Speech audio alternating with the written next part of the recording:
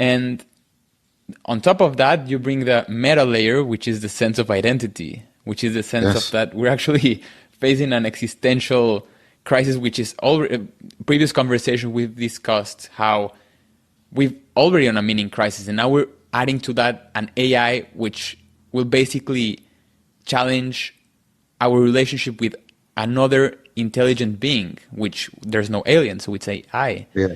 Yeah. which is just mind-boggling. How will we relate with another super intelligent species?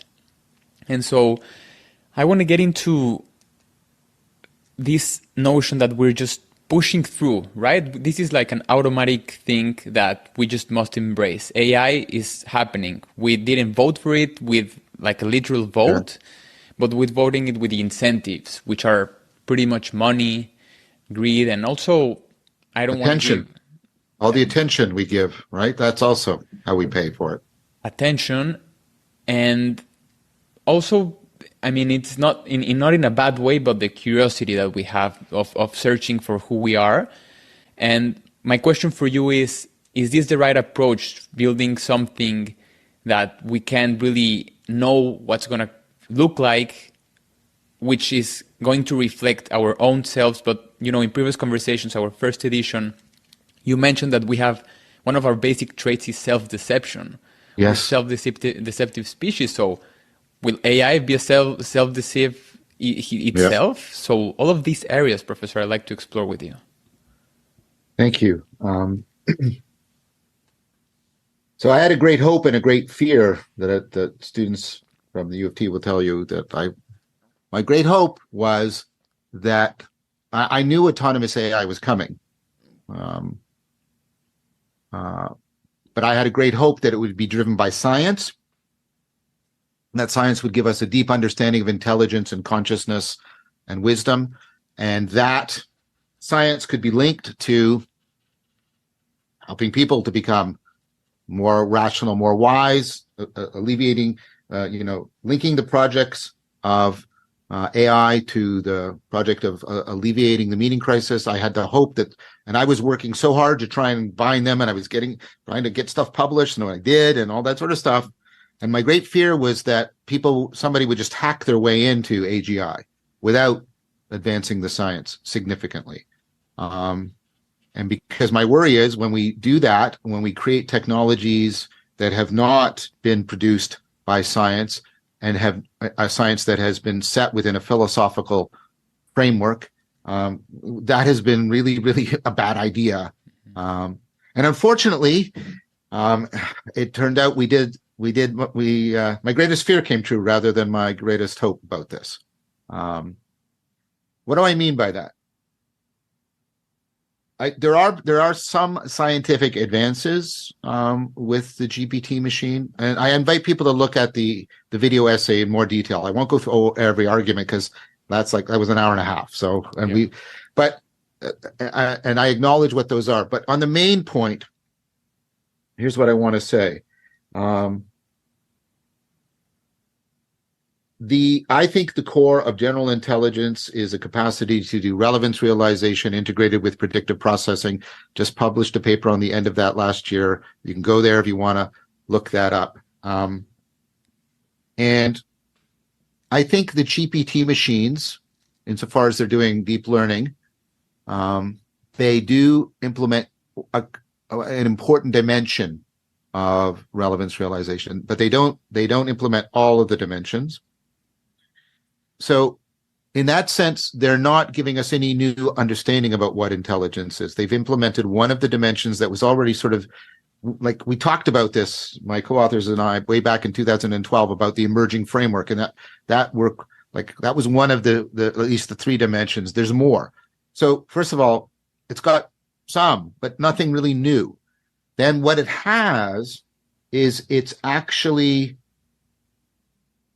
presupposing and depending on the way human relevance realization has organized data sets, has organized essays, has organized the literature, the way human relevance realization attention has organized the internet, the way human intelligence is used in the reinforcement learning of the GPT machines, and that means, remember, that they're pre-trained. That's what the PT stands for. So they don't so much explain relevance realization because they either have implemented what we already had an explanation for, or they have just presupposed it. And this is what I mean about it being largely a hack, right? They've presupposed it.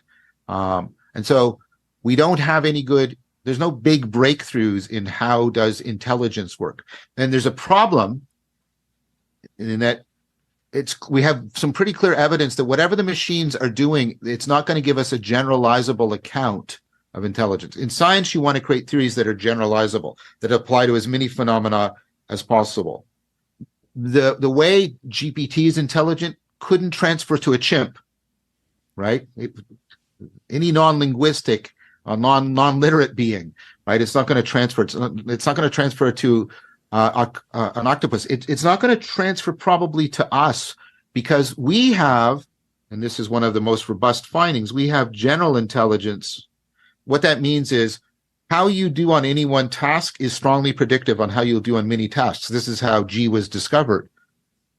But you don't have that with these machines. You'll have, the machine will do the Harvard law exam and score in the top 10th percentile, and then you'll give it a task for writing an essay. And I saw this done, and it's like a grade 11B, right? It's like so. Its performance it's really smart in some areas, really not very smart in other areas. It's not doing what we're doing, and I go over a lot of this, so I won't labor people under a lot of details. So scientifically, there's not much there. I sometimes say there's a pantomime of relevance realization and predictive processing. There's predictive processing there too, but because what they're doing is they're creating a machine that's predicting the probability of terms, right, showing up. But that's a very limited kind of predictive processing. You can't generalize that from how the world operates. Now, what we've discovered, really interestingly, is we encode a lot of the causal relationships in the world in the probability relationship between our terms. And that turned out to be a really interesting thing to discover. But these machines, they're pantomiming largely relevance, realization, predictive processing. They're implementing it to some small degree. But the problem then is that lack of science doesn't correspond to lack of power. These machines are very, very powerful. You can do a lot with the pantomime. You can do a lot with it. And what we're now in is people are constantly invoking emergent properties. This is basically, we don't know how it's doing it. We train it and then and that's right, they don't know. They really don't know. And it's funny that they're actually invoking an emergence ontology, which is not a flat ontology that's usually preferred by people within the scientific framework. So that's what I mean by that we've sort of hacked our way into it. Now, I think there's important issues. I think there's that when we really get what these machines are doing, we understand certain things that they can't yet do, but only because we haven't given them the capacity to do it. There's no reason in principle we can't give them this capacity. And that's what I mean about thresholds. So sorry, that was a long thing, but I was trying to explain how we really, these machines aren't scientific breakthroughs. They haven't been produced by scientific breakthroughs. And that doesn't mean they're not powerful. They are powerful, and they're very dangerously powerful. That's the argument I was trying to make. And it seems that